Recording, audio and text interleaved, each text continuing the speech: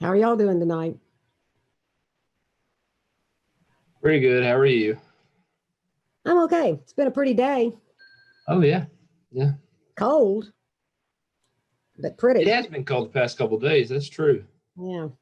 I'd like for that to go away. Yeah. It's supposed to rain all day tomorrow. Ah, great. Even better. Even better. It'll be a good reason to just stay in. Just stay. That's the good part. If it rains, I don't have to go. All Go right. Friday. I mean, my class tomorrow has got a test tomorrow night. So all I have to do is just kind of be here and make sure that they can get on okay. They don't have any trouble. So that's my whole day tomorrow. Actually, I've got a meeting in the morning. So okay, we'll give it another minute or so. And then I will introduce Adam, who I am so good to see. And let him talk to you about this class, which he was in, what was it, Adam, 7 years ago, 8 years ago? 7 or 8 years ago. Can you hear me? Yeah. Oh, yeah. Oh, okay. All right. I had it on mute. I know that's like the ongoing joke here with these meetings, but I have probably 9 meetings a day, and sorry I was on mute is probably the number one response to someone. I know. It's okay. You Let me take it over and let you share your screen, and you go ahead and start, because it's recording. Okay. It's recording, so if somebody misses the beginning, you have at it. It's all yours. Okay. All right. I don't know what kind of lead in you gave me. Introduce Yeah. yourself. I told them you were coming. I told them you were coming. Yeah, I used to always enjoy when we would get anyone speaking in the class because, it kind of gives you a talk. Yeah, you're right. No, but it gave you a little bit of perspective of other people's lives and what they've kind of gone through and where they are currently. And, it's nice to kind of get a break too from some of the chaos of trying to figure stuff out. I don't generally work this late, but I did happen to work today until about 15 minutes ago. And I thought to myself, man, I can't believe someone's taking a class at 6 o'clock. And then I went almost 6 years straight of working full time and taking classes until late at night. And sometimes, depending on where it was, Tupelo, Oxford, I took classes in Oxford several times, and man, I know the struggle. So I never thought I would know what it was like to not have a class and not have something to prepare for. I'm actually taking my shoes off here, but that's where I am now. I guess I got too comfy, but I don't have. So I was.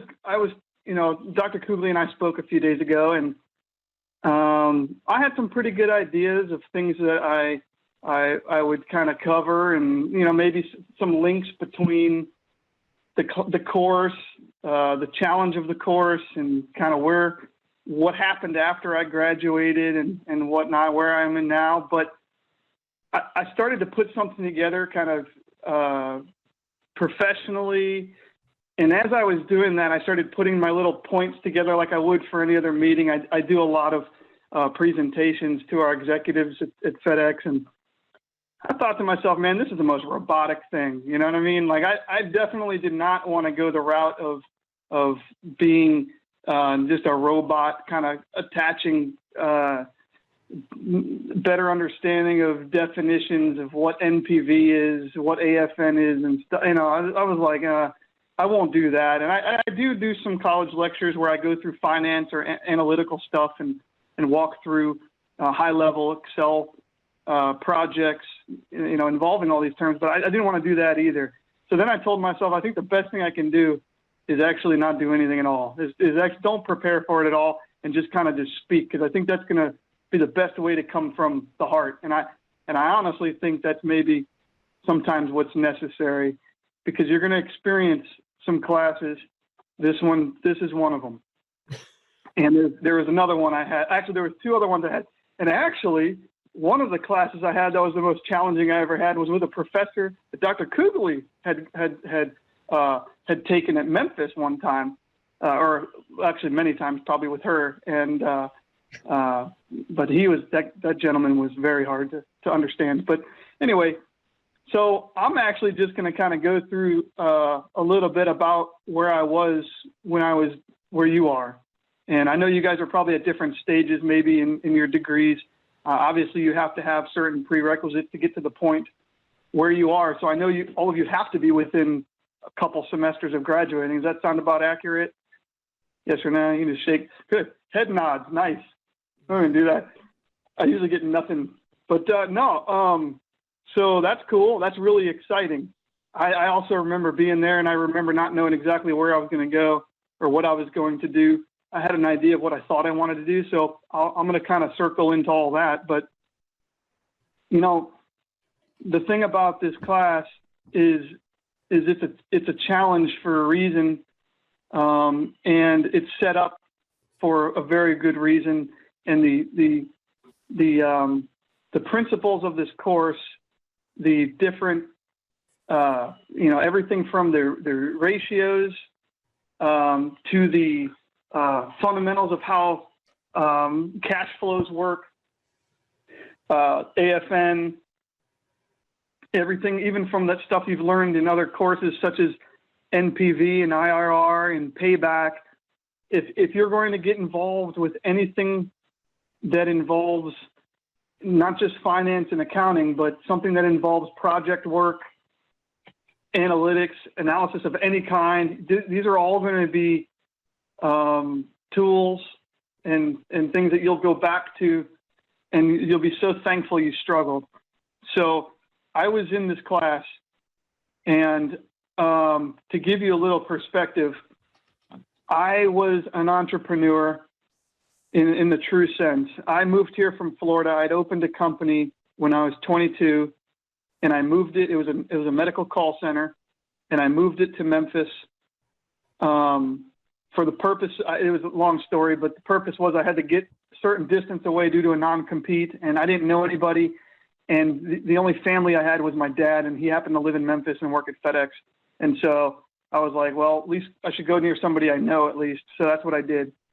So I did that in around 2001, 2002. And I opened a company, and I had, under $10,000, and, started off with 1 or 2 customers, and we had an office off of Mount Moriah, just past Hickory Hill. And in the middle of the night, I thought somebody was breaking into the building, and it was actually the building was on fire while I was in it. And the whole roof was on fire. It's the most crazy thing ever. I had 2 customers at the time. I'd been in business for 1 month, and it was a 24-hour business, by the way. So that's why I was awake, thankfully. And whole building burned down. Everything I owned, all my personal items, everything gone. So I had to make a decision. Was I going to try to do this again? And if I did, I needed to borrow some money. And that started phase 1 of not understanding finance and how borrowing works, how debt works, how debt leverage works.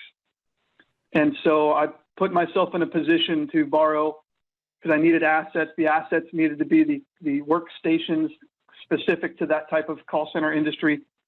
I needed a new building to rent. I had prepaid. This is how sure I was of myself. I prepaid 8 months rent. That's all the money I had. All the money I had into this 8 months. I had enough money for rent, and I told myself if I can't make it 8 months, I'm going to move back to Florida. When the building burned down, I said, okay, well, I just need to get my money back so I can take it to another building. The gentleman said, well, unfortunately, I can't give you your rent money back.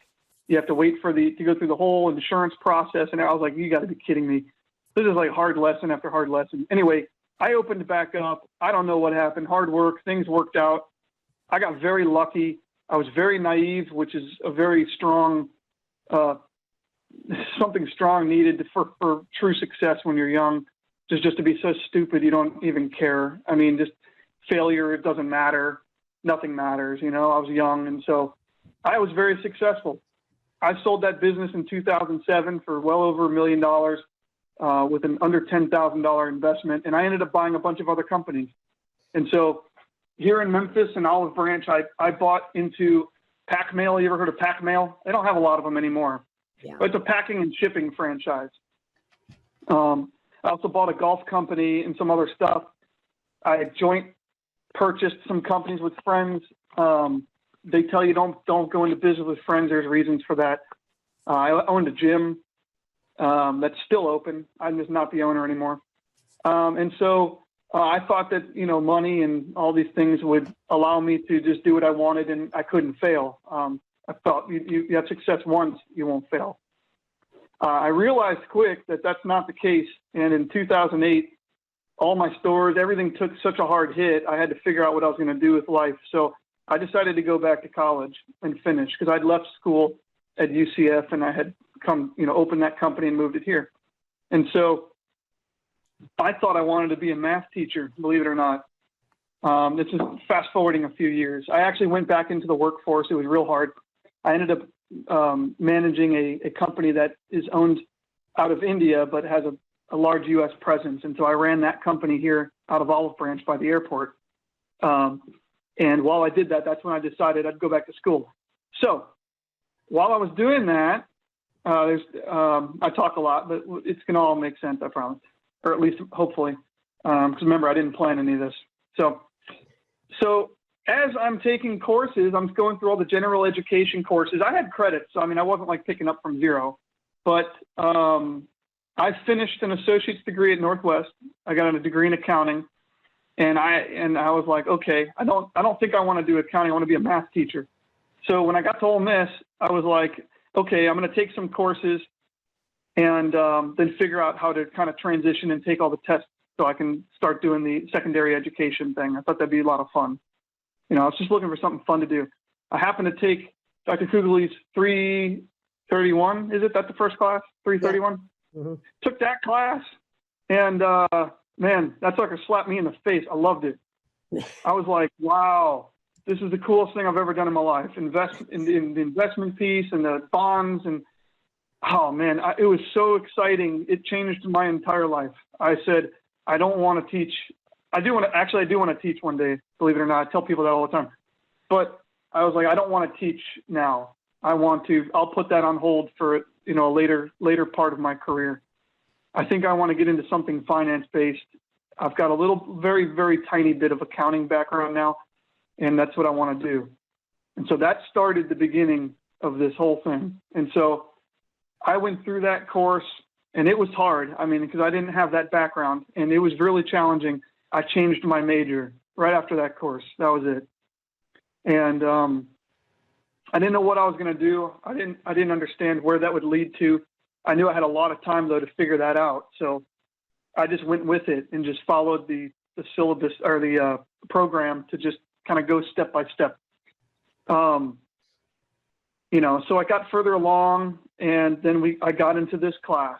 And when I got into this class, I really had a moment of reflection where I had to figure out how did I get here and what am I doing, you know? And a lot of people do that. A lot of people, there's some type of capstone or lead up to capstone course where, or just, I mean, this reflects on anything in life, but where you feel confused, you feel out of place, you feel very over challenged to the point that you're stressed out. And I felt all of those, and I really questioned what it was. And that's why you see a lot of people change degrees. How many people have you seen that like started off with accounting and now they're in marketing? You've seen them start off with finance, you know, managerial finance, and now they're management. You know, they think that when you're hitting a tough road or something that doesn't connect very easily, you know, or you actually have to put some real time into kind of figuring it out or working in it over and over again until it starts clicking. That challenge is a little too tough, you know, and unfortunately that challenge is everything. I don't know how many of you guys have kids. I do. And, you know, you can't just give up like that, right? You can't just reach those challenges and just decide that I'm just going to change what I'm doing, you know, or your job is tough, I'm just going to change. So you don't always have that luxury. And so I didn't want to give myself that out, you know, and although I felt that way, I didn't want to give myself that out. And so all I can give is a few things that helped me along the way, and then a little bit of encouragement. But, you know, I'll keep going and then I'll go back to that. But so I got to this course and I really questioned life at this point. I didn't really necessarily question the degree or what I was wanting to do. I just questioned, like, can I make it? I really didn't know. I honestly, I remember after the first case, I was excited about cases, by the way, because I'd already heard about, you know, the HBS model and how they do the cases. I'd seen documentaries and I was like, damn, I want to be just like that. I want to go through that process. I want to pick apart a company and solve problems. And I want to, whether I'm right or wrong, just kind of figure out, you know, what did I come up with? And then, like, what really happened? And, you know, I had all these great grandeur, you know, things in my head about what it would be like. And then when I got the first case, I mean, it was like something company is growing at 2%. They've got, you know, they've given a dividend of something or another. They're wanting to do something with growth and add new customers, and you know, they need to add more assets. And then it just didn't end. And I'm like, okay, at what point is this thing going to end and we're going to get past all this stuff? And I thought it was going to be something like, you know, hey, here's a few points, you know what's up, plug that sucker in and let's get creative. But, you know, and it really is that simple. I can look back now and I can say, oh, it's that simple. But in the moment, it's extremely overwhelming. And so I do remember that. And there's a lot of information. I always felt like there's some angle to the cases that I just wasn't going to get. Where are they trying to get me, man? Like, I just remember, like, they're going to try to trick me somewhere. Like, where is it in here that they're going to screw me up? And it's like, no, just kind of lay it out, you know? And some of that really comes with repetition. Okay, so I'll go back to that. So I go through the course thinking I'm not going to there's no way I'm making it out of this one alive. And somehow, through sheer just, you know, effort and practice, and, you know, I made it through, and a couple other things. And Dr. Kuzley's helped, because she has always helped. That's one sad thing I will say on a side note is my email, you know, for Ole Miss, I think after a few years, once you've graduated, they're kind of like, get off our network. You know, I don't know what that's about, but I was totally hoping I could go in and find old emails and whatnot. I used to email her at night. She would email me like late at night, and always down to really assist in any way that she can.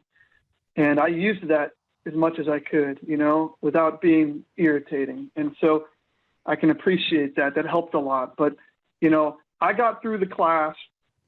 I had one other course in my bachelor's degree that was extremely challenging, a colleague of hers, and it was at Ole Miss, at the Oxford campus. I keep saying Ole Miss, at the Oxford campus. And that was tough. It was at 533, I think it is. And I made it out alive again, you know, and got done with it. After that, I didn't know what I wanted to do. I thought I wanted to get into accounting. And so I was lucky enough. I was trying to get into AutoZone. That was like my goal. My thing was get into a company that is big, that has growth, that has great culture. Culture in a company is extremely important, you know, and whether you know that already or you'll figure that out the good or bad way, you know, the company's culture and how they treat everyone is very important. And a respectable company. I wanted to get into a large company for the benefits and for just everything else that comes along with that, opportunity for advancement. And so I was trying hard to get into AutoZone. I went to every single, if they still have them, hopefully, they don't have them. What the heck am I talking about? Meet the companies, maybe over the internet, but meet the companies events. They would have little things. They had them in South Haven. They had them in Oxford, you know, and I live in Olive Branch. So, I mean, it's not like I was in Oxford, but I just did whatever I could. I would, you know, take a half day or extended lunch, and I'd roll down there. I'd put my suit on in the McDonald's and then go meet with the companies, put my other clothes back on and go back to work. It was crazy, but I really wanted to be at that company. And I started kind of getting noticed by some of the people there. I was emailing people, kind of embarrassing actually, because I sat around a couple of these people that I had emailed later on in life. And I right when I left that company, I said to one of the guys, I said, hey, I emailed you about an internship. Now you got to remember, when I got my bachelor's degree, I was 33 years old. So I'm not like a 20-something-year-old, 23-year-old internship type person, right? I mean, I felt old. And so, but anyway, so I fought hard and it wasn't paying off. They were on a hiring freeze. Everybody was on a hiring freeze. It seemed like it was crazy. And I saw inside of the Ole Miss career, there was a career portal. I'm sure they still have that career portal. You think nobody gets jobs out of that thing. I did. And there was a public accounting firm in Memphis, and it was at this beautiful building. And I applied, and they contacted me, and I went and met with them. And I was really scared, and they surprisingly didn't ask as many accounting questions as I thought they would. Because I was like, I have theory. I have like book theory, and that's about it. I mean, I really didn't have a lot going for me. And, my degree was in managerial finance. So it was accounting driven, but not accounting strong. And so I took some of my extra classes as accounting courses, and I did some that way to kind of fill that up. And anyway, I became a public accountant. So I worked for a public accounting firm as an auditor and a staff accountant for a company that only handled automobile dealerships. And so I can remember the first time somebody showed me, this is the journal entries you're going to book. And I'm like, oh my gosh, this is like the real thing. Like, no more is it like debit and credit and, so-and-so's manufacturing company has now it's real stuff. I got to really do something. It scared me. But all of these things started coming back. And then I started noticing they're like, okay, well, go ahead and put this and together from this, and you're going to build out their cash flow statement. So all of a sudden it started coming, I'm like, oh my gosh. And I started pulling back from old material. What is this stuff? I started Googling words. I mean, I do some of the goofiest stuff to just trying to get by, and it worked. So there you go. There's that. Sometimes kind of faking it a little bit till you make it really, really works out if you're determined. So while I'm working for this accounting firm, I'm traveling all over the United States, auditing these dealerships. I get the call. AutoZone says, well, we had met with you. I think they met with me in February, and now it was like November of that same year. And they said, we've got an opportunity we want you to come in and interview for. And I was like, oh, this is it. This is it. This is it. So I did everything I could to prepare for that. I did the interview, and I got offered the position. I felt like it took a year for them to call me back, but I got offered the position. And so my first position was as an associate operations analyst. I had no idea what that meant. I was like, okay, I don't know what that means, but must be like looking at something and analyzing it, I guess. This is where it all kind of starts coming full circle. So they took from my degree and my background and some of my interests and, that I was in. And that's why they hired me, because the position I had was kind of finance facing. And so it worked with a lot of projects, and I worked in the maintenance department. So everything was, budgeted. You had an expense budget, you had a capital budget for certain things. And I can remember one of the biggest projects that I started off on was something that they'd never done before. And it was an idea that myself and another gentleman came up with, and that was looking for cost savings. And there's a long story behind that, but we were working in a store. The great thing about AutoZone is their corporate employees generally work in a store every quarter to understand kind of where the money comes from, right? I mean, I thought that was the coolest thing ever. And while we're working there was a dark area in the store that I was in, and I was like, what's wrong with the lighting here? And, just making jokes. And one of the employees was telling me, well, it's just these terrible fluorescent lights we have. I was like, man, I can't believe they're still using fluorescents with LED out there and all this stuff. And anyway, this turned into an actual project. And so as I started putting this thing together, it started to come to me that I'm building basically a case from this class. It was the most unbelievable thing ever. It was like, okay, AutoZone is generating X amount of dollars in expense for their fluorescent lighting. If they switch to LED lighting, the kilowatt hours saved could be this, and and all this stuff. So I was like starting to write this stuff out, and I was like, well, this is why the cases are so darn long. It's really, there's a lot to this in real life. And so I started kind of going through it, and I went to my supervisor and told him the project we were going to try to pitch to this steering committee on projects, and I didn't know anything of what I was doing, and the person said to me, okay, well, go ahead and fill this expense and capital project form out properly, put it together, and and this is the craziest part, they said if the NPV and the IRR hits the hurdle rate, we'll see what we can do. And I was like, what? That's unbelievable. So then I was like, this is real stuff. This really happens. Like, you ever wonder like what you're doing, like how it really looks in real life? It was the craziest thing ever. I was like, how does this really work? And that's what this person said to me. Then the craziest thing was I opened the spreadsheet, and actually I can share a spreadsheet, because I can do that. All right, let me do that. Let me see if it'll show. Let me see if I can do it on my big screen now. Hold on. So I opened this spreadsheet. I'm going to try to figure out how to share. Okay, where is record share screen. Okay. Share screen 3. There we go. And his share, they all work the same. We don't use Zoom at FedEx, but I mean. Yes. Oh, that's the wrong screen. Hold on a second. I know what I'll do. I'll pull it over there. Eric, can you see my spreadsheet now? No, we're seeing your email. We're seeing my email to you. Geez, I was on the right screen. Hold on. Yeah, I'm that guy in meetings. One day you guys are going to be like, who's the guy that just can't figure out what's going on? All right, I'm that guy. All right, now you can see it, right? Yes. LED lighting. All right, so check this out. This is actually the real project. This is the real template, except I changed the numbers so nobody would sue me. So, and all this stuff, obviously I changed like that, but this is legit. This is actually what I wrote. I really wrote this.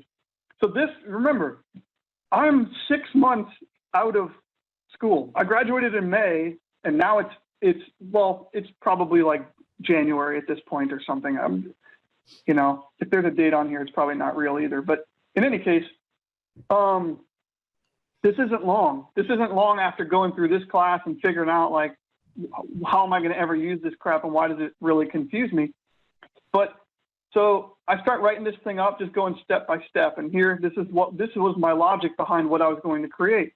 With the energy currently flat expense wise, the declining of the LED cost, could be beneficial to the company, comparable to their fluorescent lighting. And so I gave kind of some specs over what we were currently using. I was working with a project manager that didn't have this background. He just had the skilled background in maintenance. I was the analyst, and he was the subject matter expert on the equipment. So he was doing the work behind the vendors, and I was doing the actual analysis. So I'm just pointing out that this stuff uses X amount of 15 kilowatts versus 45, and that over 10 years, they'd have a life over 10 years, so they're good for 10 years. Whereas we were replacing fluorescent lights, every, I don't remember what it was. It's somewhere in the spreadsheet, 2 to 5 years. I just opened this today. I haven't seen this in a million years. And so this is what I had to fill out, this whole thing. I looked at this right away, and I'll go through this real quick, but I looked at this and I said, I have no idea what I'm looking at.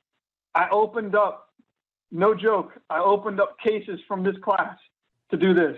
I opened up the capital budgeting project from 331. If you go back and look at that, it's right here. To fill this thing out, this is really what happened. I couldn't even make this up if I tried. I did one lecture for Dr. Kugley where I showed this project a few years ago, and I told the same, this is exactly what I did. I went back to the 331 and this course to figure out how I was going to fill all this up. So basically, all of these assumptions, how many stores are affected, the cost to do this project per store, what the assumed discount rate is. I never thought I'd see this. This is real. I was like, they really put that in there. So like, what does that mean? Well, what this means is that at the time, and this isn't the exact number, but it's not far off either. Oh yeah, I forgot I'm on my audio. I can't close my phone. Is that AutoZone, whatever their real discount rate is, but for this I said 15, they will not accept a project that's under 15%. So meaning if this project cannot save them 15% per year, you know, as opposed to what they're spending, or if you create a project that's revenue generating that can't make more than 15%. So for every dollar, they make $1.15. Whereas in my case, instead of spending $1, they would make 15. They would spend 85 cents, right? Then they don't want to do the project. Now there's positives and negatives to that, as you've probably learned, that generally companies don't have a corporate level hurdle rate or discount rate. Those are the same. That's the same thing. It's just another way to say the same thing. Because some projects for one team might get thrown out when they should be kept, and others won't, because the discount rate for one might be 12, but it might change the way we do business. Whereas this one might be 19, and they're like, oh, let's do it. So anyway, that's a whole nother thing. But anyway, so their discount rate was 15%. They want it over a 10-year life because that's how it's a capital item. So it's depreciated over 10 years. I got lucky, and LEDs just happened to have a 10-year useful life. And so I started just reading through and plugging stuff in. I'm like, I have no software involved, no training involved. There's no travel, although I'd like to travel. There isn't any. But there's hardware. That's the actual LED lighting. How much is that going to cost? Well, you know, I did an entire analysis on all these other pieces here. But in any case, long story short, that's how much it costs per store. So for all the stores, I should say also, it's whatever the per store rate is, which is going to be here. Yeah, so $9,994 per store times 1,000 stores. I was just trying to get them to do 1,000 stores.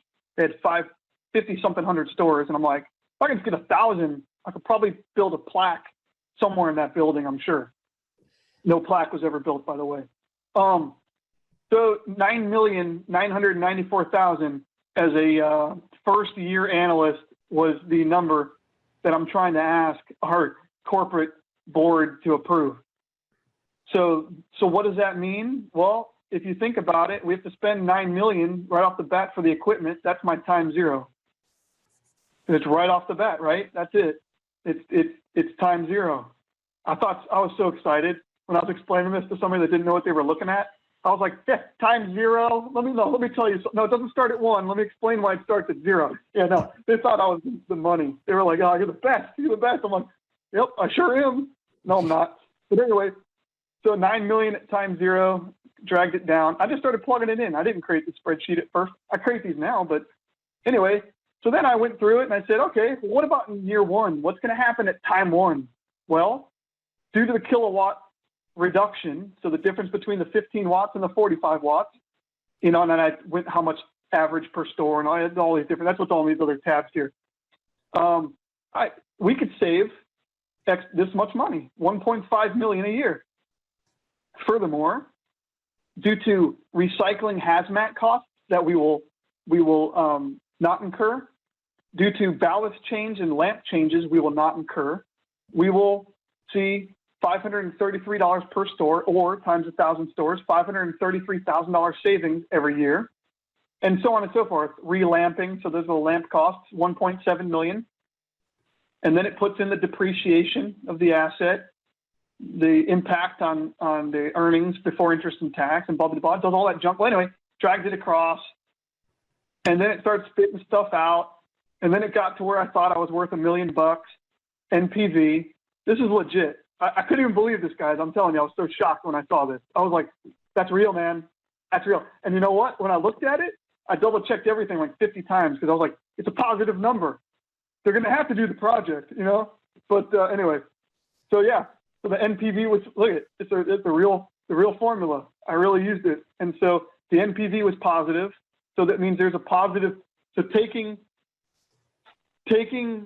this time period, 10 years, right? And you're taking those present value cash inflows. Inflows can be looked as like revenue, or in my case, savings. That's money too. If you're not spending as much as what you're budgeting, that's as good as revenue. And then you're matching that versus the total outflows during that time period into the present value, and that number's positive. So I'm like, all right, I'm on to something. Then I went into that IRR sucker, and I was like 16.76. They only need 15%.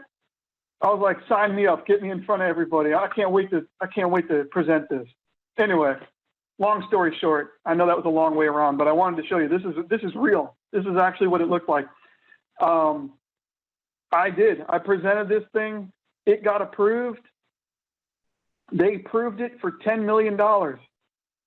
You know, this was like my first real, like, awesome job.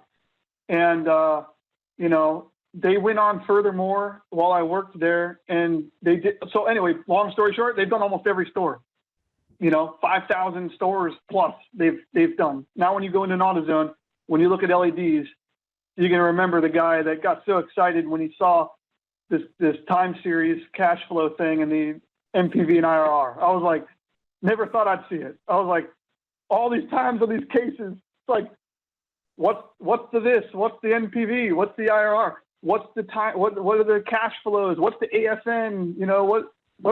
I was like, I can't understand it. I don't get what's going on. We don't use it. Yeah, you do. Yeah, you do. I really used it. And so that's just proof that I really used it. And, you know, I put all this other data together to come up with the little things, you know, how did I come up with the watts per store? How did I come up with, you know, all this stuff? And then I kind of ran real data to kind of come up with that. What was the bidding process like? You know, so it was really neat. And it all went back to it.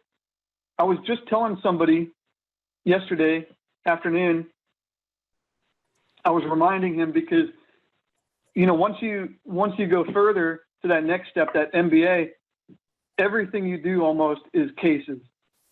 They're different, and they might be more geared towards the course material, you know, or like the marketing one might be marketing the, you know, whatever, you know, for most, but I would say probably 70% of the courses, that's what a lot of the material is based on.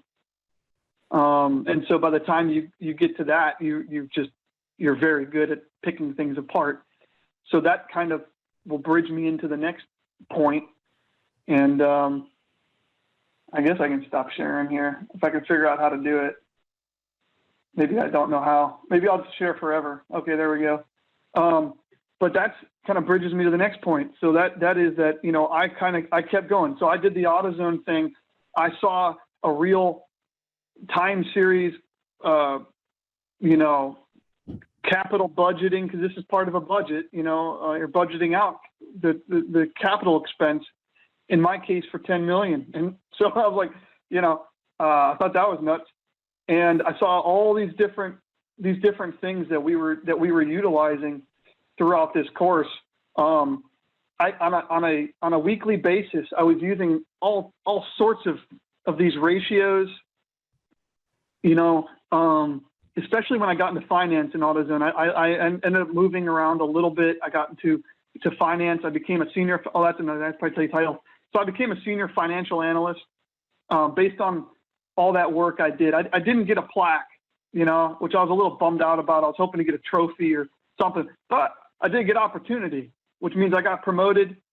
I was, you know, able to get a bigger position with more money. So, I mean, hey, there's that. And so I was happy about that. So as I got into finance, I started working more with these things. I started managing the process for credit worthiness of corporate customers. So I'll just use a couple big names so that it just makes more sense than Joey's Towing. But, like Midas and Meinekes, and, Meinekes are franchised. So they would have to send me, this is where another eye-opening thing was, they'd have to send me every time a franchise or any type of corporate, what would you call it? Commercial, that's the word I'm looking for. Any commercial customer that wanted to be extended credit above a certain value had to come through me. And I would have to do I'd have to do analysis on their financial statements and on their business to see, like, can we trust that we can extend credit to them? Can, Jimmy's Tire Repair out of, Nowheresville, Indiana, can we trust that they're going to pay, a $50,000 bill? I mean, who knows, right? I mean, and so they would send me their income statement, their balance sheet. Sometimes it was partial. Sometimes it had everything I needed. But, my boss was just like, I need you to make sure that you I didn't get a lot of training is what I'm trying to get at without saying that. But, you just need to get their Dun & Bradstreet and model out what you think their credit worthiness is based upon certain, sales outstanding and their turnover for certain things, their debt to equity, long-term, short-term, what kind of profit margin are they running off of, and you're kind of thinking to yourself, well, I mean, what, why would we need all that? Well, again, you're going back to see their credit you're taking their information to see if they're worthy of your credit. And so you need to know how profitable they are, how willing they are to pay their bills. Are they behind? What type of cash flow they have? Are they cash heavy? Are they strapped? Do they have, a lot of people get confused with a lot of things in business and they just think, oh, well, they've got a lot of money, or, oh, they're making a lot of acquisitions, or they have to be doing extremely well, but they don't understand, how debt works. And there's positives and there's some negatives, but believe it or not, there's mostly positives to debt. And so I had to go through, and I can get into debt, I guess. But I had to go through and figure all those things out. So I, again, opened the previous person that did this position before me spreadsheet, and it was very generic. I do have to say, I don't talk high on myself very often, but I did a great job building upon what this person did because it was fun. Now I started getting excited about the things I'd learned and what I wanted to do. And so I opened it up, but he had the coolest thing right in the beginning. I saw his spreadsheet said current ratio. And I was like, you gotta be kidding me. I know what that is. And then I couldn't remember what it was. So I actually had to look it up. And I'm like, but I've learned it before. So, I mean, it'll make sense once I look at it. And so that's, the current assets divided by the current liabilities, right? So you're trying to figure out at what percentage with their current position can they pay their bills? I mean, that's really what it is. That was what the importance was to me, if you've got 10 cars, that might be pretty cool. Ferrari, Porsche, BMW, whatever. And it's like, that's really neat. But if you have like notes on all of them and you owe you have really high interest rates and everything, and yet your income's at a very tight level, well, then, I mean, you're in danger. There's some danger there. So that's kind of what we did the ratios for. So I did a whole bunch of ratios to figure out like what is their position. And then I had to give a recommendation as to what level of cash flow do I feel they have that not disposable, but enough to where like we don't have any problem knowing they could definitely pay for this. So that was where this course again came into play in real life. And I was so blown away at that, and I went from there. I had a great 3.5, maybe 4-year career at AutoZone. I loved that company so much. It's the best company. If you ever have the opportunity, that is an absolutely amazing place to work. but I was ready for the next thing. And Dr. Kugler, you can signal me or cut me off if I'm getting too tight. I can wrap it up as quick as I need to. How long do I think you think I have? No, because I want you to tell them about what you're doing at FedEx now, because Okay. that's really interesting. That's really interesting. Yeah. Okay.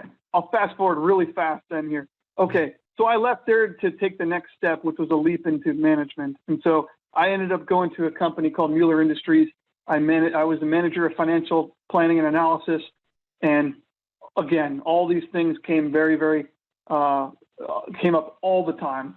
And then building off of, once you get some work experience along with the experience you're getting out of these courses, it all just starts to really add up to where this becomes second nature.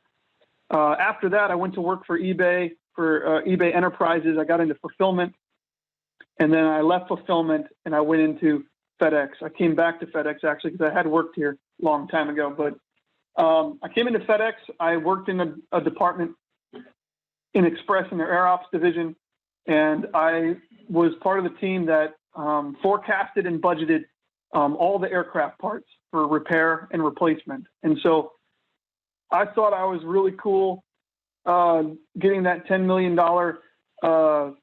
approval, and now I was handling a $1.4 billion budget. So I was like, okay. I remember some good advice somebody gave me. He's like, hey man, it's just another couple commas. It's no big deal. And I'm like, I don't know if it's a couple, but it is more commas. The point is that analytical work, finance, it's all the same, whether you're working with 100, 1,000, 10,000, a million, billion, whatever, it's the same thing. All the principles are the same. It's just bigger numbers. So, but in any case, and I went from there, and I had the opportunity, did some great things to come in contact with a new company that FedEx was developing. It's a company called FedEx Cross Border, and it's the culmination of two different small acquisitions and then just a brand new product that they haven't offered before. And so I came into that business as a what they would call an advisor. It's a certain level person. So I was an analytics advisor, and what it is we, as you know, FedEx, when you ship something, especially international, this was actually international product is what it is. But when you ship something FedEx, you're generally shipping something that's costing more than $20. It's cost quite a bit of money to send stuff FedEx and UPS Express and stuff, because Express is the product, generally. When you're shipping something overseas, there isn't a ground option. There isn't a I can't remember the product name, but anyway, there's domestic options that are a little less expensive, $11, $14, $15, everything is Express. That's all there is going overseas. So what we were trying to do was build a company that caters to e-commerce. So U.S. domestic internet companies selling products that have products that will ship overseas. And what you want to do is make these products, these services affordable to people. So traditionally, when somebody would order something online in like Australia, and it was come from a U.S. based company, vitamins or, something in the U.S., it would ship out and it would go express. It might take a long time to get there, and it might cost a lot of money. So a $15 product might cost $35 to ship it. And that's acceptable. That was just the normal thing. And so what we built, I came in to this thing. There was 23 people before me. I was the 24th person hired. I was hired into the pricing and customer analytics team as the advisor. And we started building out routing, going from the U.S. into other countries. And, sometimes you'd have to use small carriers, mom and pop companies, whatever it might be, but building out this network of how can we get something that costs $10 to Australia for under $10, to do it affordably. And so we did that. And so that's a product that we are offering. And so we have, I don't know how many customers now, but obviously when we started, we didn't even have we had the concept, that's about it. And so I helped build out this company, and we have probably, I don't know, over 80 customers now, big companies. Some of you've heard of, Thrift Books, that's one of them. If you ever ordered books on Amazon, I'm sure everybody's gotten a thrift book before. Well, when somebody overseas orders books from Amazon or Thrift Books, that's how they get there. They go by FedEx cross-border. And so, and you wouldn't believe, export out of the U.S. is unbelievable. It's crazy because products that might get manufactured in China or elsewhere get brought in by boat, or, you get brought in by ship.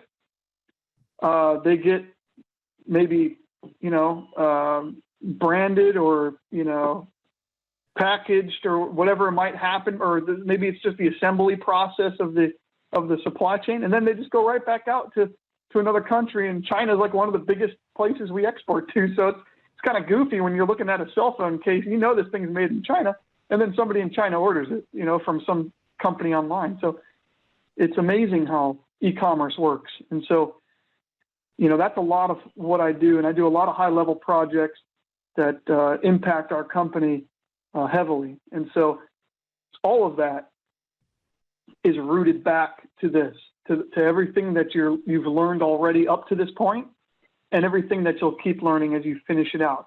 All of those things and all those techniques. And so now I'll kind of give you a couple things that helped me while I was struggling, but number one is we had a small class too. There's a lot of positives. And I don't know if you know why there's a small class. Does anybody wonder why there's only 10 of you instead of 50 of you? Do you know why? Or no? It's really, I don't know, I guess I should say I really wanted an answer, but it's really challenging to get to where you are right now.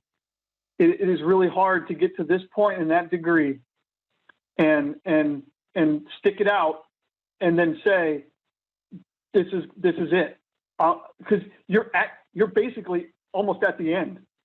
If this one's challenging, this might be the last challenging thing that you do for this degree. And that's the way you need to look at this, is whatever it takes to get through, just make that happen. Because when you started that 331, I remember when I started, the entire class was packed, 30 people, people everywhere, people I still talk to, there's a reason for that. And I can promise you that in the long run, there'll be payoff for that as well. Because just like, this is a goof, I just come up with these weird analogies all the time, but just like when you think about a Navy SEAL class, each Navy SEAL class, they only have a couple a year. I wasn't a Navy SEAL, so I'm not talking from experience. I'm talking from like books or something, but they start off with like 90 people. They end with like 20, and there's a reason for that. It's designed that way, but they know that once you get past Hell Week, the third week, they know that you're it. You're going to be fine. Well, you're already at that point. So that is a reassurance that I think, you need. And you know what? Correct me if I'm wrong. I might have been the first year that this degree graduated. Yes, I was. I know I was. I was the first. So how crazy is this? I know why I had nobody to talk to. The degree was new. That's why it was. I just remembered that. Yeah. So the first year that I went through, the first year I started it was the first year it started. The first graduating class for this degree was the first time that it was offered at Ole Miss in South Haven, or in Ole Miss. It wasn't, the managerial finance at least, or at least in that program. So yeah, I was the first one. So there was nobody before me to say like, hey, if you got to here, just get through it. It's cool. I promise you'll be totally fine. But now there is. So there you go. So some of the things that I did to help get through. Number one is it's really easy to get these cases and get overwhelmed. You look at it, it's paragraphs of information. I don't remember how long they were. I have frightening recollections of my MBA, because there was a few of them that were like 3 pages long or something goofy like that. And I'm like, you gotta be kidding me. The story's got to end somewhere. But, they can't be that long. But there's a lot of information going on. And what I used to do, and hopefully you do this, and if you don't, great, here you go. Here it is. I used to pick it apart, right? You know, take the case, like for what is like step through it, you know, start thinking about what's happening, right? It's telling you the story about a company, and then it might tell you like where its current position is, you know, and write that down, like write down what it says. If it's telling you that its current revenue is increasing, you know, year over year 3%, then put that, you know, revenue increasing year over year 3%. If it's telling you that, you know, what they're trying to do, just write that out. I used to write it out. They're trying to add a new drill press because they can, you know, to be able to take on more sales of things they want to drill holes into. I don't know. That really happens, believe it or not. I was in manufacturing, so, but and so write that down and then keep going through it, just like one piece of it, one sentence at a time. Don't read the whole thing and then, you know, break it. Don't think that you have to read the whole thing and then just kind of have it figured out. You know, break it sentence by sentence in a stepping order and just step through those and write them out. You know, you know, if it starts getting into like their financials, start putting that in there. You know, if they've got X, you know, I don't know, 100 shares of common stock, you know, put that in there, 100 shares of common stock. Maybe it'll tell you the price. Maybe, you know, it's telling you, you know, what they're paying as a dividend, you know, then put dividend, X% or X dollars or whatever it might, however they might be doing it, you know, whether they have coupons or they, you know, what is the, what kind of tax basis, what type of tax rate are they on or whatever. Just kind of step through that and put every little piece out, because then once you break it out, then you can go to the questions and you can kind of revert back to the facts, you know, and the way it works in reality for me is I get that information of that case exactly as it is in that case, but the difference is I get it in different mediums. So I'll be in a meeting and somebody will say, this is really, I mean, this happened today. This is what happened. A sales manager says to me, he goes, hi. He goes, hey man, I've got, we're in a big meeting. He goes, just like this with my picture and everything, this face right here. And he goes, I've got a customer that wants to ship to, you know, Brazil. And, you know, the problem is the type of service they want is, you know, whatever. And we don't send it to Brazil that way, but nor does their competitor. If we took one of our other express options, you know, that we have an internal agreement to get at a discount, we could potentially add another 1,000 ADV, which ADV is average daily volume. So parcels every day. So that's money, you know? So can you look into what it would take if we could turn that service on for this customer and price out what it would take to get their stuff from, you know, this place in Georgia to Brazil? And right there, you've got a case. XYZ company wants to expand to Brazil. They need a specific service.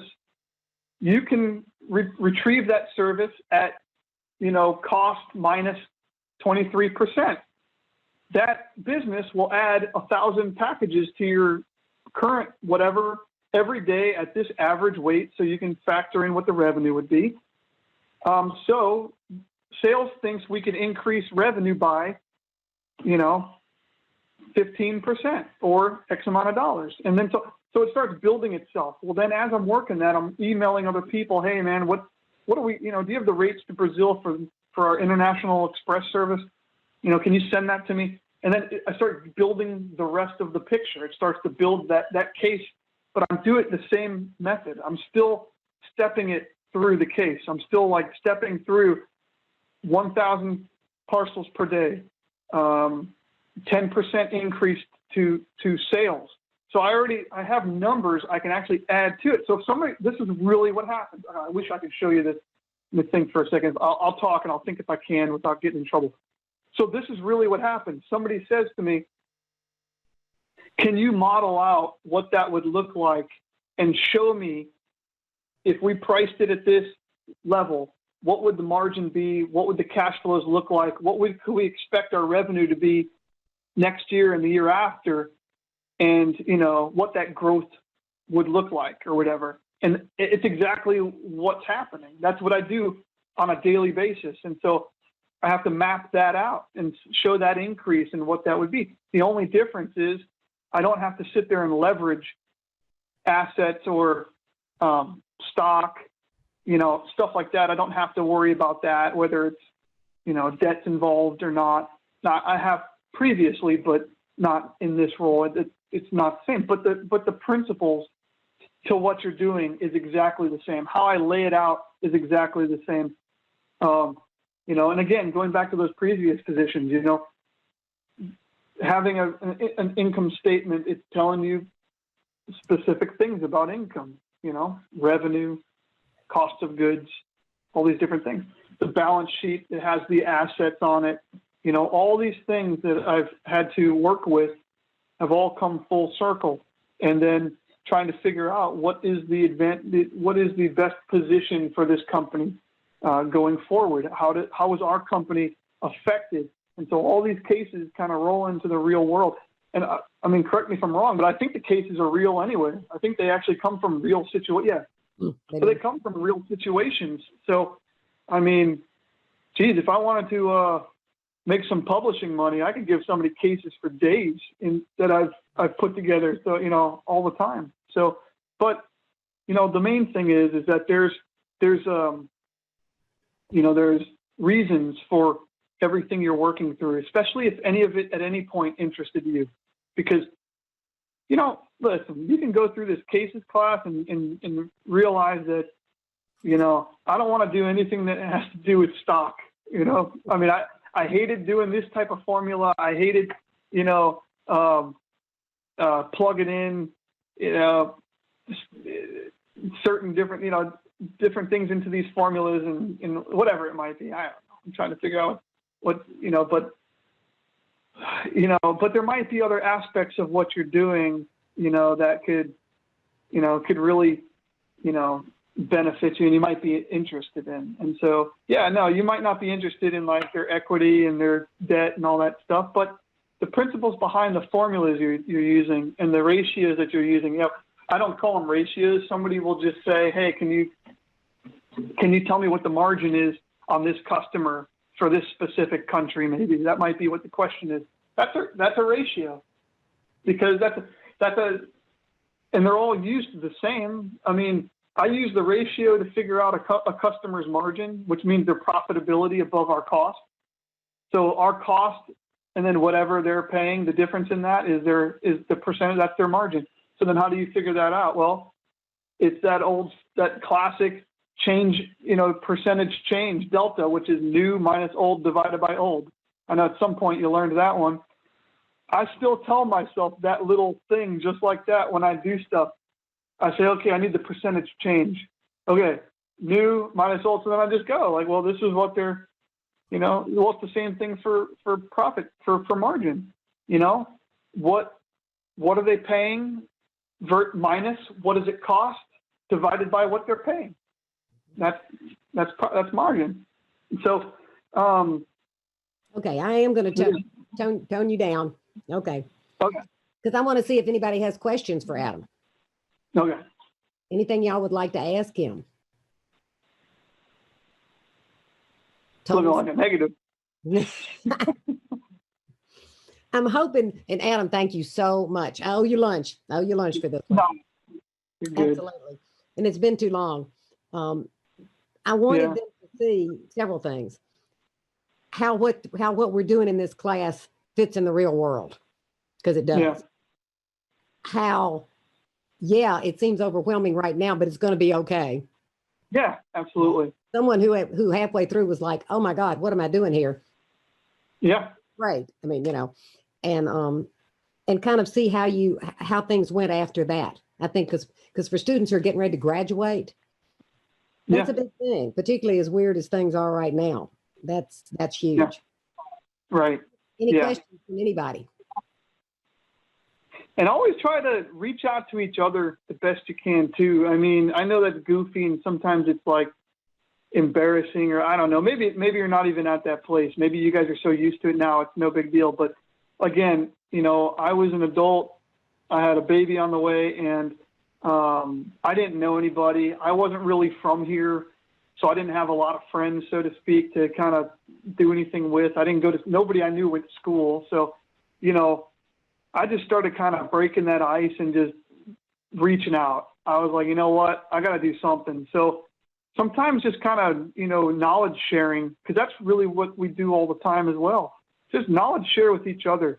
Find out, don't feel weird or embarrassed about asking each other questions, even if you think they're stupid. Like, how did you come up with this? Like, can you just go through the methodology of what you were thinking when you came to this? And let's see if we can work, you know, figure this out, you know, together, just to learn the techniques and everything. And then again, repetition is going to be very helpful to you. Going through the cases and doing those steps and stepping through it, you know, is really going to be helpful. And you'll find a way through it. I know you will if you really want to. You're at the end, so just fight through it. I promise you'll make it through, you know. I didn't think I would. I promise you. I thought I was dead in the water. I was like, I'm done. This is it. You see what a shy, retiring valet that Adam is. I mean, he's just. Yeah, I will tell you. I won't say much more because I do talk a lot, and I promise there was a reason why I didn't plan anything. I swear to you, it would have been just more robotic if I planned it, because I started to. But I knew you would. You know, I knew you would. I thought it's more pure if I just kind of do it, you know, off from the heart. But you know, I went from questioning in this class, could I make it? And I don't know how I'm going to make it, or I don't know what I'm going to do, to people later on. They'd come to me and they'd say, I hear you're the finance guru. I thought it was the craziest thing ever. People always do that. Now they call me, I've been called everything. Well, I've been called bad things too, but I've been called the Excel guru, the database guru. I mean, I don't know what it is, but some of that just comes with perseverance, determination, and just fighting through and learning new things. And before you know it, you put the time in, you'll be strong no matter what. You could come out of this class and just skate past, but if you put your heart into it and you really try, it's only going to help you later on with everything else, with that same, just putting in that same work. And so that's what I did, and I made it out alive, and it changed my life. This school changed my life. This professor changed my life. This degree changed my life, and all these things would never have changed their way together. I would never have gotten through without her or each other. And let me tell you something, there was only like 8 or 10 people in my class too, in person. And so I was creeped out the first time I saw it, and I was like, well, I guess we're going to be 3, you know, every third station will be somebody at a computer. You know, it was just really weird. But, you know, I went, all those things just helped me. You know, I never would have gotten into AutoZone if it weren't for Ole Miss. I never would have gotten the project going and understood it without this class, you know, and just so on and so on. It's slow. I didn't like wake up one day and say, oh, now I've got a Dodge Viper, a Harley Davidson, and a half pipe in my living room. I mean, but over time, one thing helped out with the next thing, you know, and people I went to school with, I brought them in. They brought me. I got my first accounting job also because, you know, I went through that portal. I got, you know, into public accounting. But one of the people that had just gotten hired there was somebody that was he was in my 331 class with me. And he kind of gave a nice little word for me. But I don't know if it helped or hurt or anything, but they hired me. But in any case, I'll stop because I can keep going forever. I get excited. But the first person I hired when I was in a managerial position at AutoZone was I hired a gentleman that I went to school with in South Haven at Ole Miss. He ended up taking my position and hiring somebody that he went to school with at Ole Miss.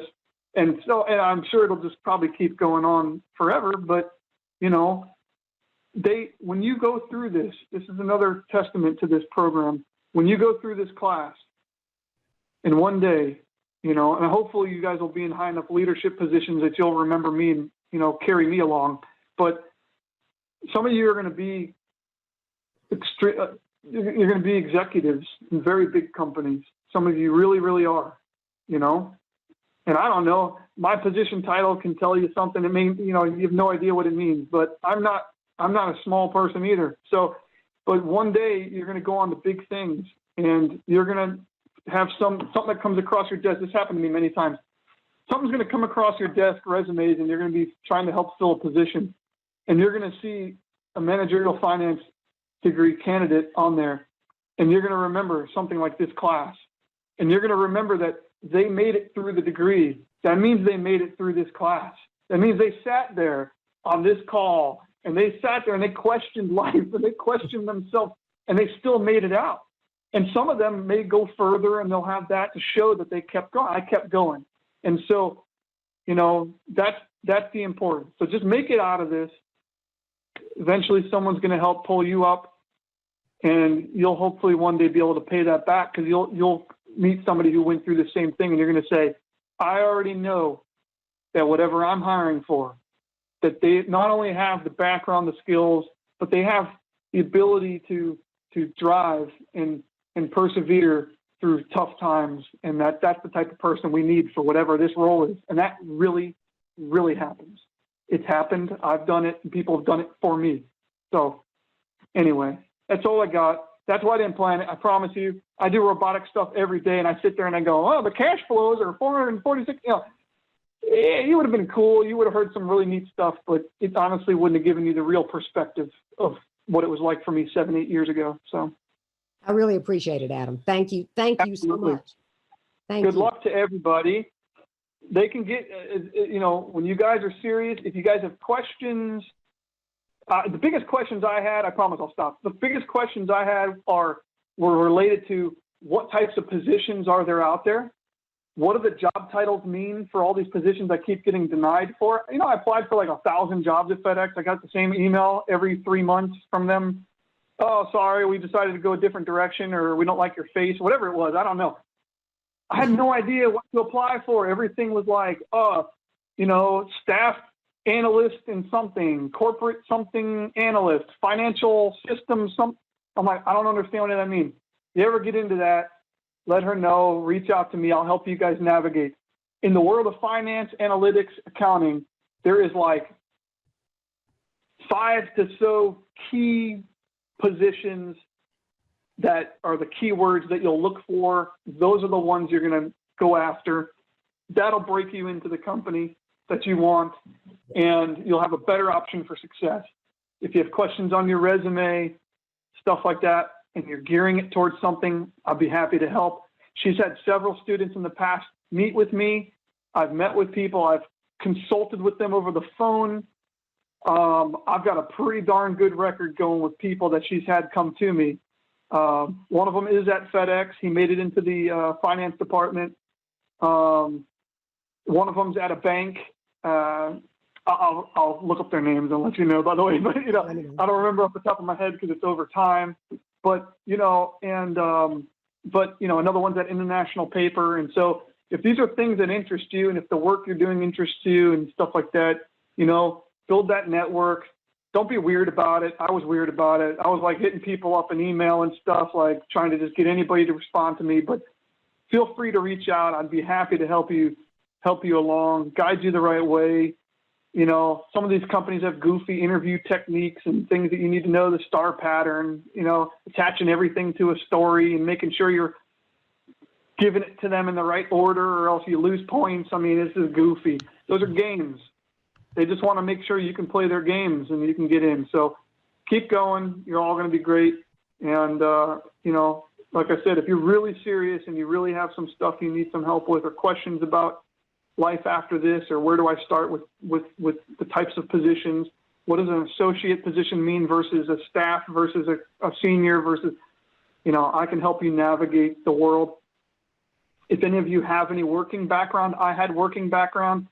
I had, you know, because I was older, I had already worked for companies. I'd already owned companies. And I didn't realize this until later in life. I have people in the finance and accounting,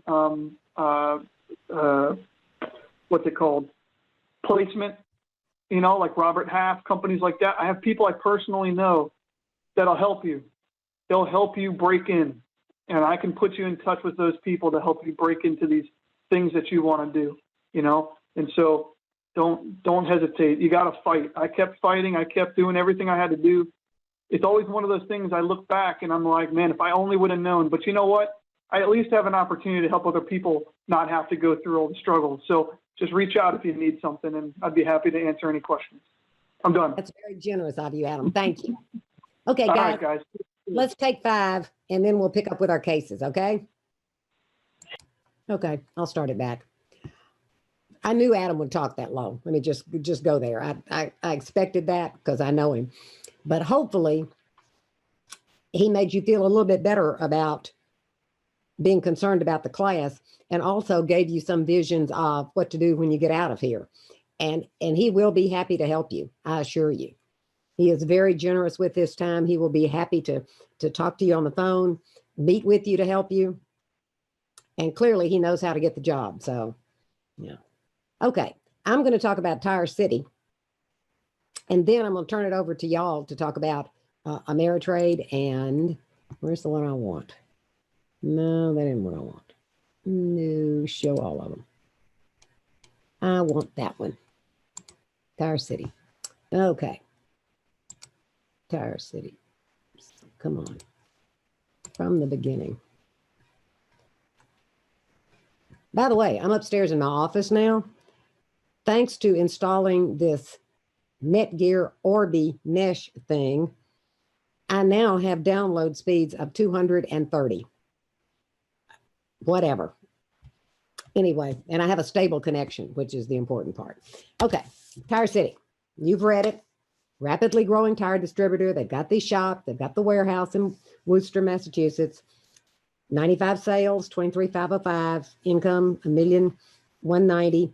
3-year growth. They've made a loan to build this warehouse. Annual payments, $125. The ending balance was $875 in 95, but that was made up of 2 parts, $750 in long-term debt, $125 in current maturities of long-term debt. And you know, it says it's about the line of credit established but not used. And we're going to see how that works. They want to expand. They want to invest $2.4 million, $2 million in 96, the rest in 97. They're not going to complete it till 97. They cannot depreciate any of it in 96. In 97, they can depreciate 5% of the total. So for 95, 96 is going to remain the same. Now, while this expansion is going on, they think they'll be able to get their inventory to reduce it from 2,000,001 down to 1,625,000, and then it'll go back to a percent of sales. They don't think it's going to affect anything else. You've read all this. We want to look at their financial health. We want to look at the predictions for sales. And if they don't reduce the inventory level, what's going to happen? Okay. Here's the balance sheet, 93, 94, 95. That was in your exhibits. There's their income statement. Now, looking at their ratio analysis, you can see their numbers are not bad. Return on sales, they're making 5%. Return on capital and return on equity, both very good. Current ratios, etc. We'll look at a couple of these on the next slide, actually. Sales growth, they're growing very rapidly and they are profitable. They're reasonably liquid and they've been reducing their leverage. Their debt to capital is going down, so that's good. Profitability and asset turnover is improving. The ROE went down a little bit, but not significantly. What's interesting down here, their credit terms must be generous. Look at this. They're paying their bills on average 37.6 days. They're paying, but they're collecting in 56.7. That's the wrong way around. The idea is to collect early, pay late. So they're doing it the wrong way here. Okay, there's 2 ways to do this, and either way you took is just fine. You could have based your percent of sales projections on the average of 93, 94, 95, or strictly on 95. If you do, and you'll notice when you look at this, here it is on the average, and here it is on 95. you'll notice the numbers are not very different at all. They're just slightly different. Either approach you chose is fine. Okay, let me move this little guy out of the way again. There we go. Okay. Looking at the average, here's the assumptions, percent of sales, etc. All the way down. And here's their pro forma income statement. Now note, remember, depreciation is going to stay the same in 96.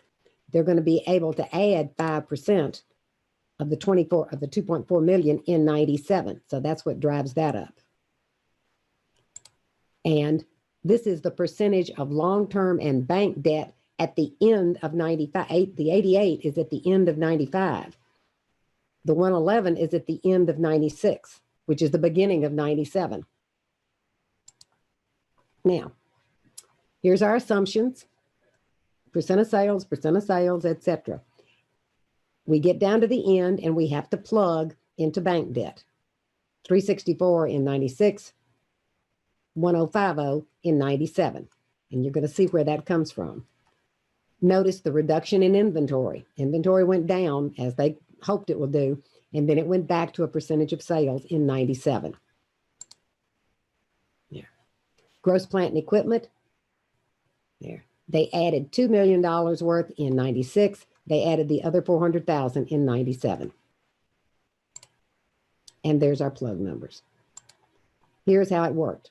We went through the 96 estimate, got to the end. We were out of balance by 364. The 364 went into bank debt. We repeated that for 97. We were out of balance by 1050. That went in the plug. Now, here was where I said were the typical problem areas. That depreciation, it didn't change for 96. We added 120 in 97. The net interest expense, how we handled the gross plant and equipment. I can't keep that from coming up. The retained earnings. Now, looking at their financial position after the expansion. Return on sales, it's all still about the same. Return on capital went down a little bit. There, the numbers up there. Their interest coverage went down a little, but their interest coverage is huge anyway. You see this gray line right here. When you see HBSTN, they're giving me a solution. I couldn't get the numbers they got. I got the numbers up there on the line that's not grayed out. They're close, but they're not the same. And they don't give me a spreadsheet, so I can't see what they're doing. Because of that inventory reduction, look what it did. Day sales and inventory went way down. Their inventory turnover went way up. Okay. What if the inventory doesn't go down? What if it goes on just like it did? It just goes on as a percent of sales. 9.4% of sales in both years. Look at your plug numbers. 1395 in the first year, 1097 in the second year. Yep, inventory did not go down, and you're going to have to plug. So they're going to need 2.492 million. Now, using 1995 as the basis, and the whole spreadsheet solution is out there. It comes out just about exactly the same. The numbers are very close.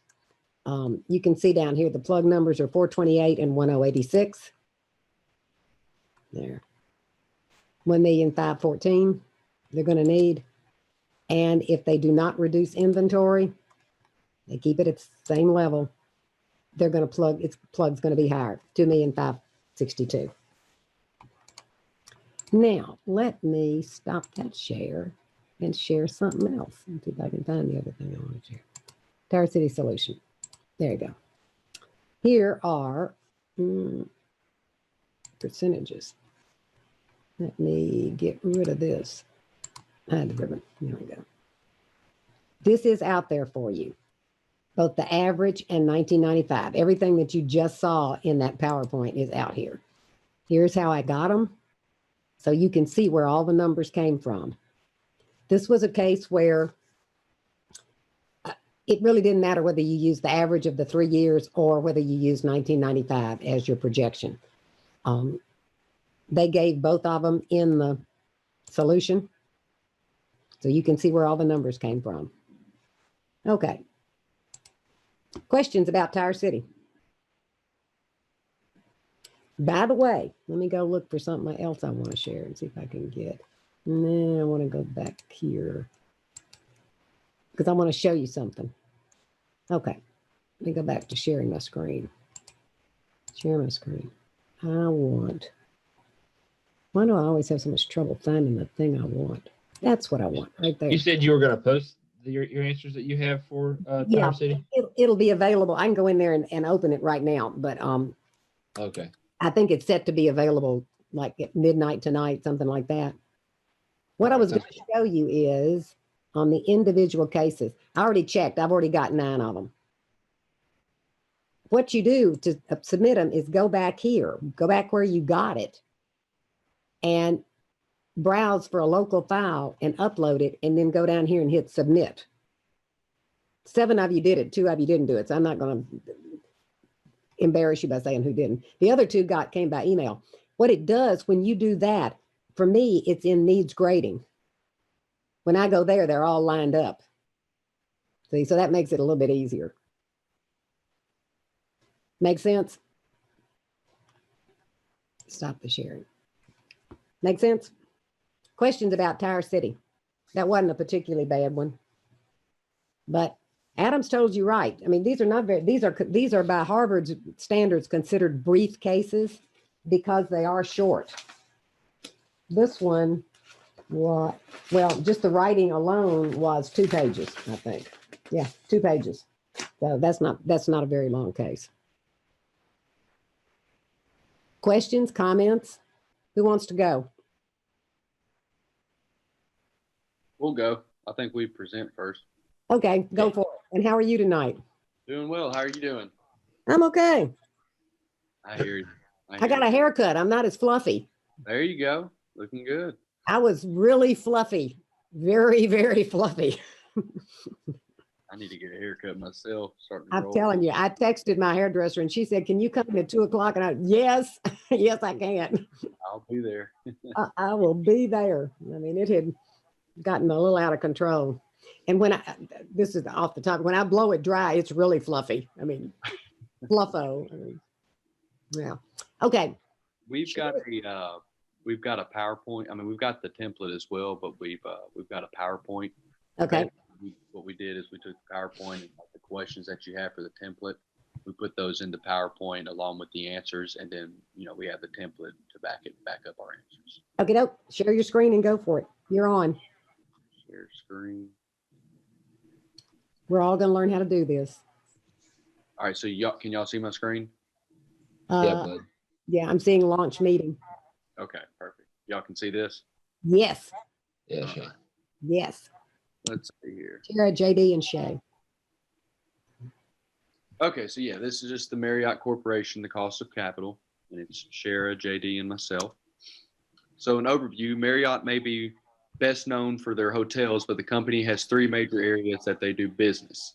These include lodging, contract services, and restaurants. Marriott Corporation has 4 main elements to their financial strategy as noted in the case. And we've got number 1, manage rather than own hotel assets. Number 2, invest in projects that increase shareholder value. Number 3, optimize the use of debt in the capital structure. And number 4, repurchase undervalued shares. And then this is just where the risk-free rates, monthly risk premiums come in. The risk-free rate that should be used to calculate the cost of equity, we got 8.95%. Again, we have the template as well to where you can go back and see the template. We did upload all this stuff too. And so you can be able to see the template to be able to see where we've got our answers. Number 2, what market risk premium should be used to calculate the cost of equity? We got 7.43%. Next is the WACC for Marriott Corporation. And so calculate the WACC for Marriott Corporation overall. Overall, we got 12.14%. And as far as Part A, their overall cost of debt, we got 10.25%, and the adjusted provided beta for leverage is 1.51. And then it's the WACC for Marriott's lodging division. The lodgings cost of debt, we got 10.05%. And then the use comparable company data to estimate an asset beta for lodging, we got 0.42. And then part C, use the asset beta to find the lodgings levered beta, we got 0.43. And part D, calculate lodgings cost of equity, 21.02%. And part E, calculate lodgings WACC, 10.37%. And then this is the WACC for Marriott's restaurant division. Again, the cost of debt for the restaurant is 10.52%. And then the comparable company data to estimate an asset beta. The asset beta for the restaurants is 0.96. The asset beta for the restaurant's levered beta, we got 0.94. And then the restaurant's cost of equity, 21%. And then the WACC of 15.10%. And then this is for the WACC for Marriott's contract services division. Again, it's just the same thing, just for the contract services, the cost of debt is 10.12%. The asset beta for the contract services is 1.09. The asset beta for the division's levered, use the asset beta to find the division's levered beta. We got 1.99, excuse me. Part D, calculate contract services cost of equity, 21.95%. And contract services WACC is 15.84%. Excuse me, different water. And then in conclusion, Marriott has proven to be a successful company and strives to align their objectives with their strategies. They make an effort to be forward-looking and continually seeking growth opportunities. Their financial strategy mentioned on the first slide seems to be executed well, which should cause the company to continue moving forward in the future. And that's what we got. Questions from anybody or comments?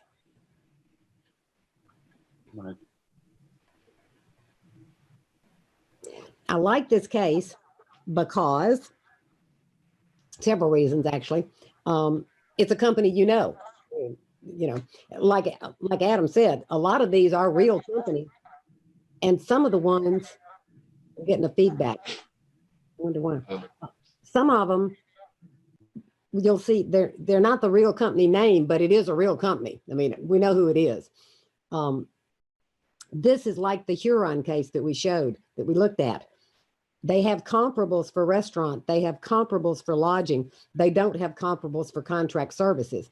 So you have to back your way into what that one is, because it's got to be the weighted average for the whole company. Make sense? Nod heads. Everybody nod heads. Thank you. Mm-hmm. Okay. Any questions about Marriott? Any comments on it? The solution to that one, the Harvard solution, I guess I should show it to you, because boy, it's crazy. Marriott solution, there it is. Let me get over here to just zip over to the recap. No, go away. I want to go over here. I want to go way over. Recap, no tax. Recap with tax. No, I went too far. The recap. Okay. Because sometimes Harvard does this stuff without tax. Without taxes considered. And sometimes, back down, little thing, go away. They do it with tax. I need to make the, whoops, I didn't mean to do that. I didn't mean to do that either. Make that go away. Well, I want back the thing I had. Oh, put it back. Sometimes they do it with tax, sometimes they do it without tax. Also, depending on how they weighted it. Because remember, in Huron, you had to weight it on something. Well, you could have weighted it on sales. You could have weighted it on, the Harvard case weighted it on identifiable assets, or you could make a case to weight it on profits. Any one of those are completely reasonable. I mean, sales makes good sense. They gave you all three of those. You could do it on any one of them, and you'll note they come out relatively close. 12.5, 13, 13.6. I mean, it's not a huge difference. That's the no tax. With tax, with tax, it comes down a little bit. Big surprise. But that was the thing. You had comparables for lodging. You had comparables for restaurants. You did not have comparables for contract services. Okay, and I will stop sharing. Okay, anybody got comments on it? Any questions for the team? Nicely done, Shay and Shara and JD, all of you. Okay, let's hear Ameritrade. Who's up for Ameritrade? We are Dr. Kugley. Hi there. Hi. Go for it. Okay. Hmm. Okay, can you see my screen? Yes. Okay. So we had Ameritrade cost of capital. So the first question was select a proxy for the risk-free rate using Exhibit 3. Since Ameritrade is looking to be the largest broker firm, it makes more sense to go with the 30-year bonds, annualizing the yield to maturity, which is 6.61. Yes. Number 2, we estimated a market risk premium using Exhibit 3. To get that, you average the annual return for large company stocks on both panels together to get the percentage, which is 6.74. And let's see.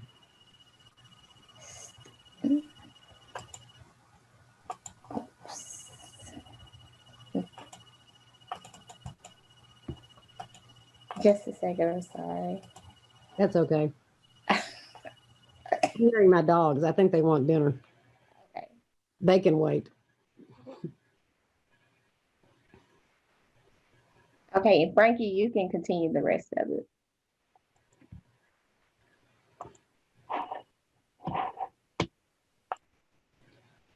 Is Frankie coming? Frankie's there. I'm sorry, I'm trying to get my cursor right. No. Okay, so for answer 3, let me find. None of us are real good at this sharing screen thing. I have to go searching around. Hold on. Yeah. Can you see it? Can you guys Yeah. see? Yes.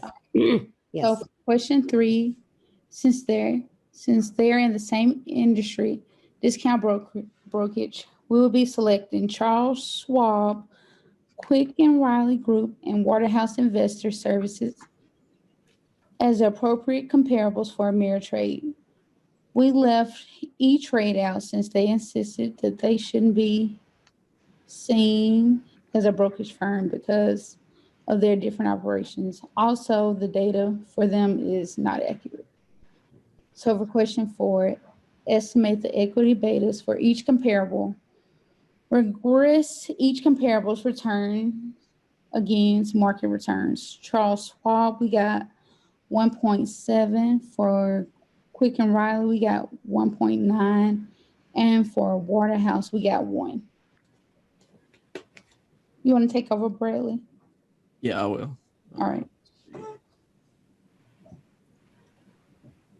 Wow, you got a full setup there. I do. I do too, but it's downstairs with the dogs. Well, let me drag this over. All right, y'all can see it, right? Yes. Okay.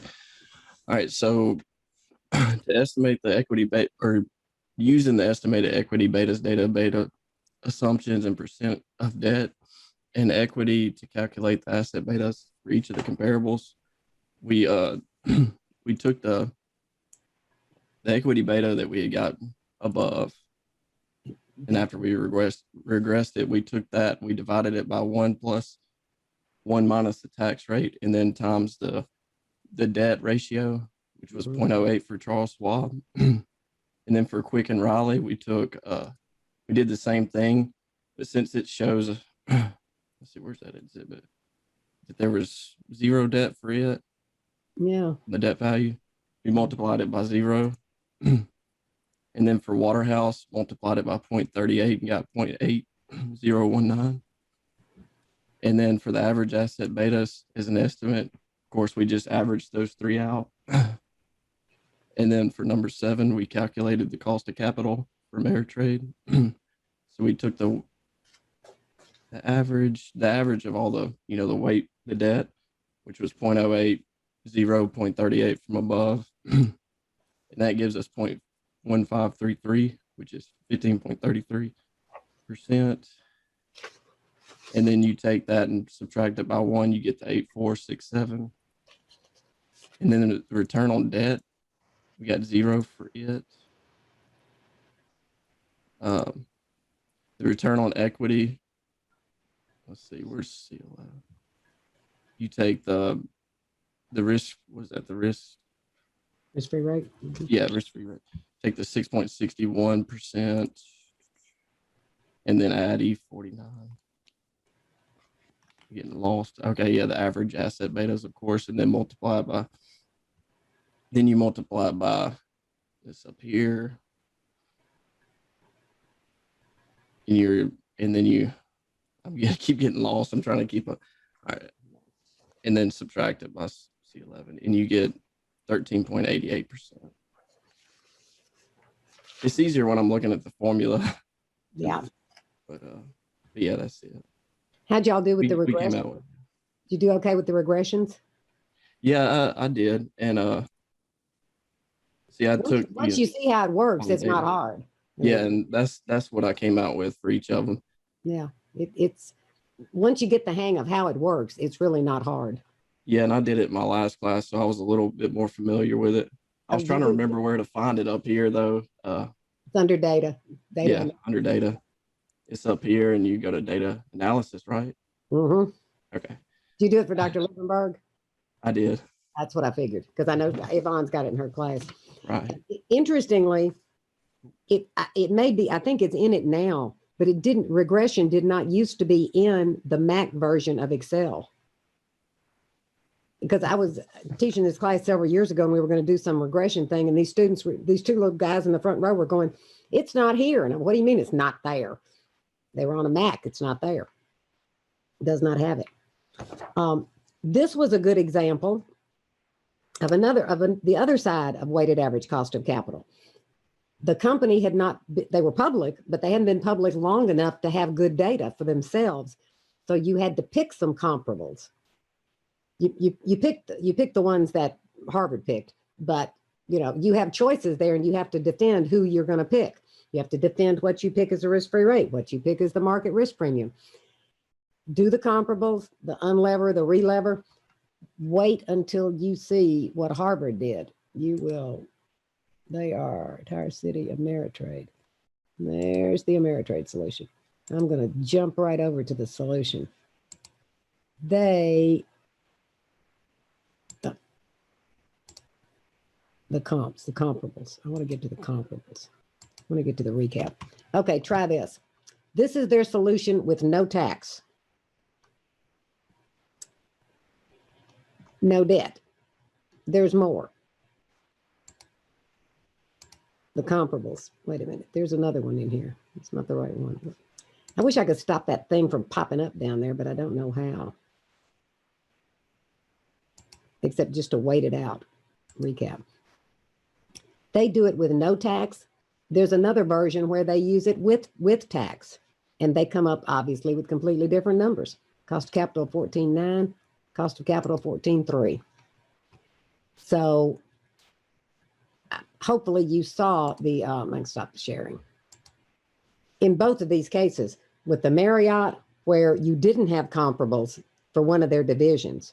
Now, if you didn't have comparables for 2 out of the 3, you'd be in trouble. Then you'd have a problem.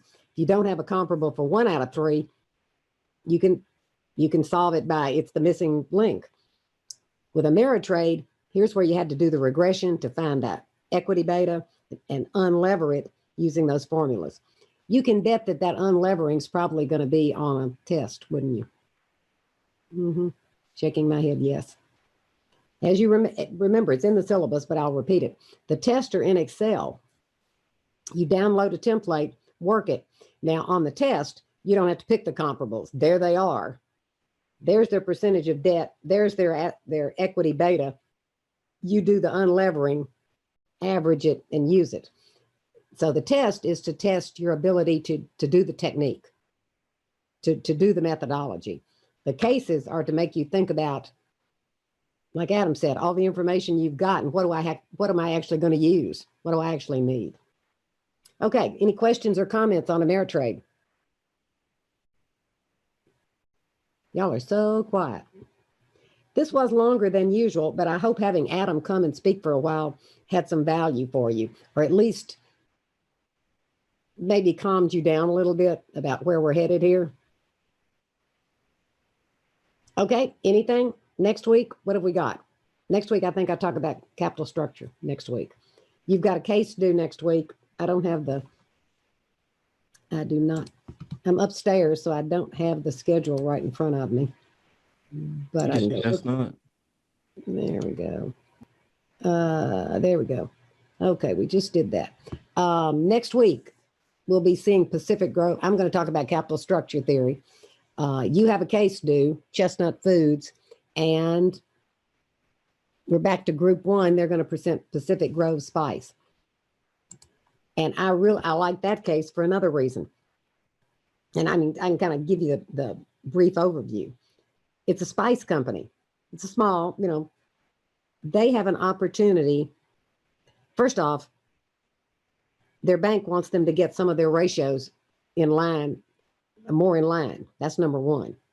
Number two, they have the opportunity to buy another spice company, another small spice company. And number three, they have the opportunity to host a cooking show on TV. The question is, which ones can they do, and can they do them all? It's a thing. It's the kind of thing that might happen to a small company that's relatively successful. They're growing. They have these opportunities, but their bank is saying, tighten up your numbers. That's what we're going to be looking at in Pacific Grove. So I like that again, because it's, I have no idea if Pacific Grove is a real case, or, a real company or not, but it's a real situation that a company might have. Okay. Y'all have a good one. I'll post this. And if you want to get in touch with Adam, do not hesitate to let me know. Believe me, he would be perfectly happy to talk to you. I can assure you, he'd be perfectly happy to share any advice he can. It helps you get launched. And clearly he knows how to get in at AutoZone and FedEx, which is not bad. As a matter of fact, in past years, and I might ask her if she can come again, Juliana Kirkland is a recruiter for VACO. She recruits finance and accounting positions.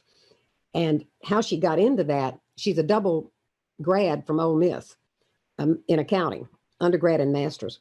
And she's married. She and her husband moved out of town for his job. When they moved back, she went to VACO to find a job, and they recruited her as a recruiter. And she's really good at it. But since she's an Ole Miss alum, she's really happy to help us. And she's very good. She, I'll see if I can get her to Zoom in with us one night. She's very good about talking to you about how to handle telephone interviews, which would include probably Zoom interviews. And she's real direct. None of this dress professionally. No, she'll tell you, ladies, do not wear open-toed shoes. I can't tell you why. I'm just telling you, don't do it. She has said two things in both accounting and finance. You need good Excel skills, and they actually test people before they're going to try placing them on Excel skills. And here in Memphis, hey, having FedEx on your resume is solid gold. That's it. So, okay, doke. Any questions? Anything? Thank you all tonight. I will see you next week.